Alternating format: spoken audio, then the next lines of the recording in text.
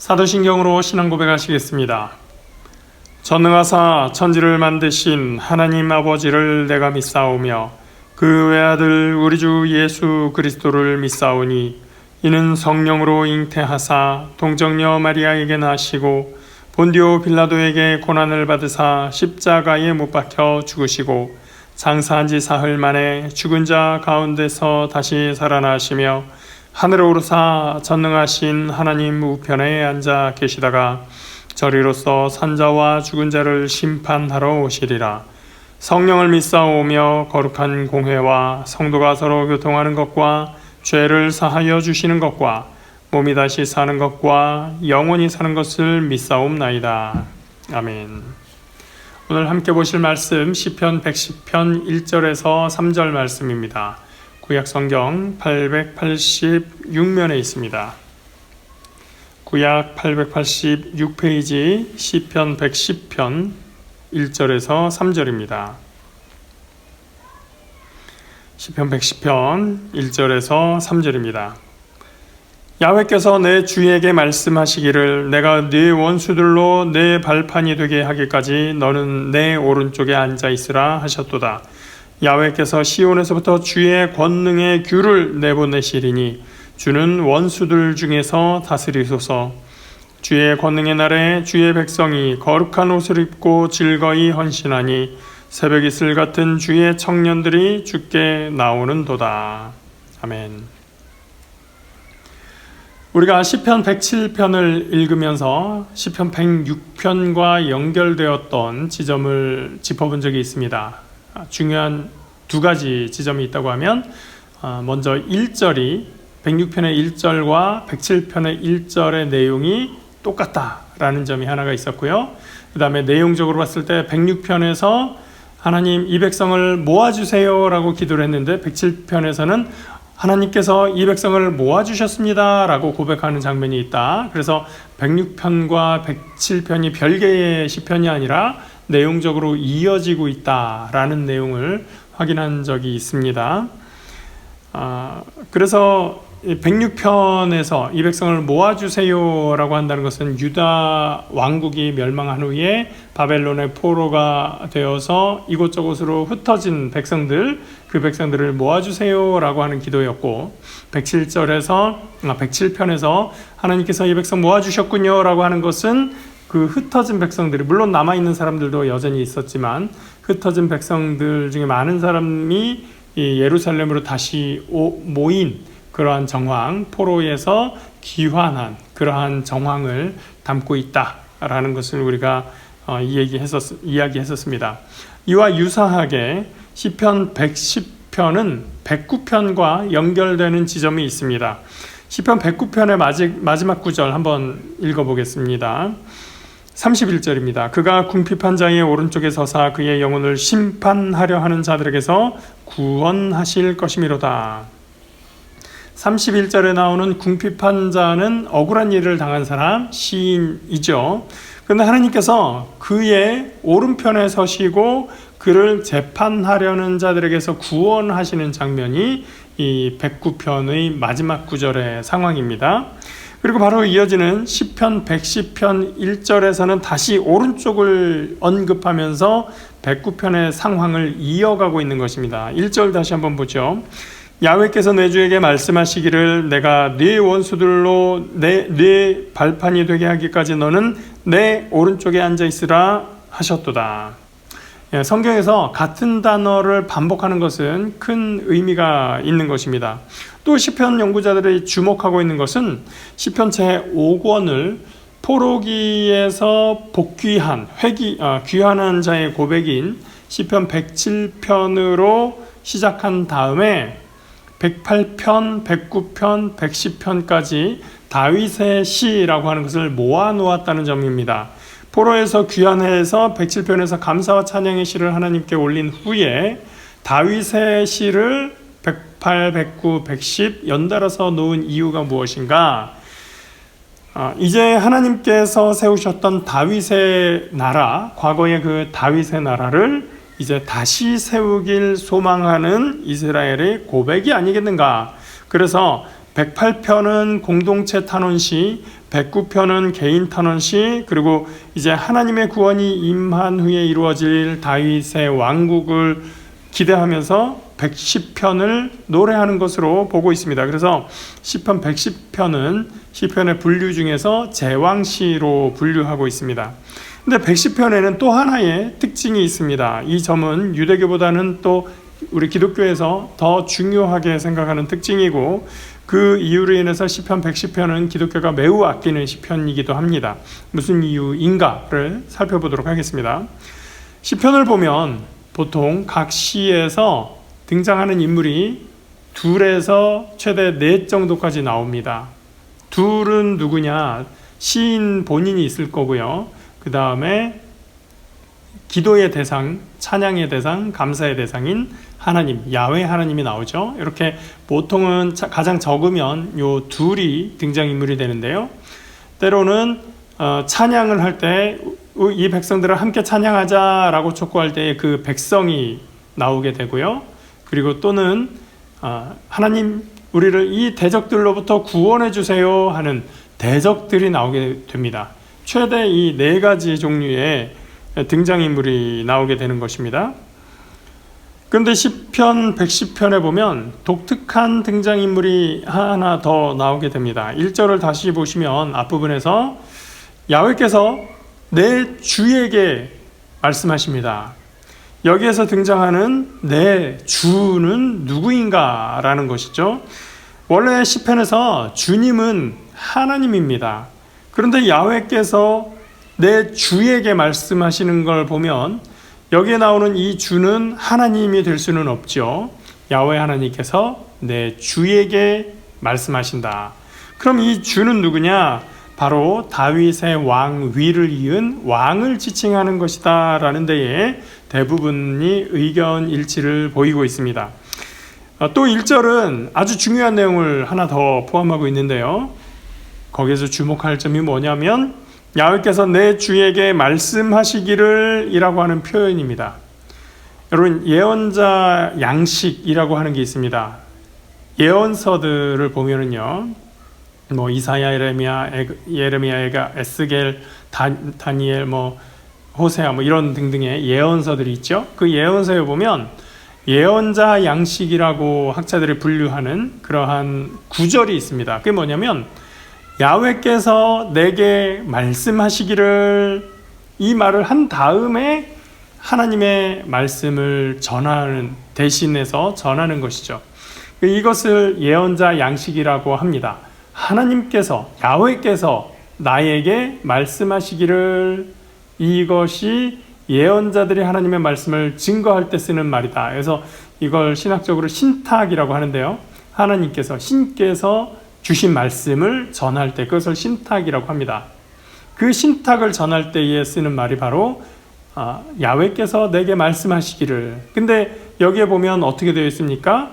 야훼께서 내 주에게 말씀하시기를, 나에게 말씀하신 것이 아니라 내 주에게 말씀하셨다는 거죠. 아까 이 내 주가 왕이라고 했는데 그 주께서 하나님의 말씀을 받아서 하나님의 신탁을 전하는 역할도 하시게 된다는 것입니다. 그러니까 이 왕이 또 하나 어떤 역할이 있나요? 예언자의 역할이 있는 것입니다. 왕이 신탁을 전하는 예언자의 전용 멘트를 사용하고 있기 때문인 것이죠. 그 왕에게 뭐라고 말씀하시는지도 다시 한번 볼까요? 내가 네 원수들로 네 발판이 되게 하기까지 너는 내 오른쪽에 앉아 있으라 하셨도다. 여기서 내가 네 원수들로 할 때 내가는 나는 여기서 야훼 하나님입니다. 너의 원수들로 내 발판이 되게 하기까지. 이 발판은 또 어떤 의미입니까? 이 왕이 원수들을 이겨서 그 원수들이 왕 앞에 엎드려 있는 것을 이야기합니다. 이집트의 옛날 벽화에 보면 파라오가 풍요의 여신의 무릎에 앉아 있는데 그 발판에 9명의 사람이 엎드려 있는 그림이 있습니다. 그렇게 원수가 발판이 된다고 하는 것은 왕이 왕좌에 앉아 있는데 원수가 그 앞에 발판 노릇이나 할 정도로 완전히 굴복하였다라는 뜻이 되는 것입니다. 그들이 완전히 굴복할 때까지 너는 내 오른쪽에 앉아 있거라. 이것이 하나님께서 내 주 왕에게 하신 말씀입니다. 2절을 이어서 봅니다. 야훼께서 시온에서부터 주의 권능의 규를 내보내시리니 주는 원수들 중에서 다스리소서. 시온은 예루살렘입니다. 유다 백성들이 하나님이 계셨던 곳으로 생각했던 장소죠. 거기로부터 주의 권능의 규를 보내신답니다. 규라고 하는 것은 왕의 지팡이를 이야기합니다. 근데 규가 앞에서도 나왔습니다. 시편 108편 8절에서 봤던 말이죠. 8절 108편 8절입니다. 길르앗이 내 것이요 므낫세도 내 것이며 에브라임은 내 머리에 두고요 유다는 나의 규이며. 유다 지파가 하나님의 규다라고 말씀하셨는데 2절에서는 하나님께서 왕에게 권능의 규를 내어주셔서 원수들 한가운데에서 왕의 지팡이를 가지고 통치하고 있는 모습을 보여주고 있는 것입니다. 3절 주의 권능의 날에 주의 백성이 거룩한 옷을 입고 즐거이 헌신하니 새벽 이슬 같은 주의 청년들이 주께 나오는도다. 하나님의 권능이 임하는 때에 주의 백성, 왕의 백성들은 거룩한 옷을 입고, 이 옷은 어떤 옷입니까? 지금 왕이 군사적인 승리를 하고 있는 장면이기 때문에 왕의 백성들이 입은 거룩한 옷은 거룩한 전쟁에 참여한 군사들의 군복을 말하는 것입니다. 그것을 입고 이들이 즐거이 헌신합니다. 충성합니다. 그리하여 새벽 이슬 같은 주의 청년들이 주께 나온다, 왕께 나온다 라고 말하고 있습니다. 청년은 우리가 쉽게 생각하듯이 힘차고 열정있고 전투력이 높은 그런 사람들을 이야기하는 것입니다. 새벽 이슬은 무엇을 의미할까요? 문맥에 따라서 또 문화권에 따라서 이슬이 의미하는 바는 여러 가지가 있을 수 있습니다. 이슬은 아침에 떠서 사라지는 그런 어떤 허무함을 의미할 때도 있는데요. 근데 이 광야에서의 이슬은 의미가 다릅니다. 광야는 물이 없는 곳이죠. 거기에서 오로지 비가 오지 않을 때에 수분을 공급하는 유일한 방법은 이슬입니다. 그래서 광야에서의 새벽 이슬은 생명을 의미합니다.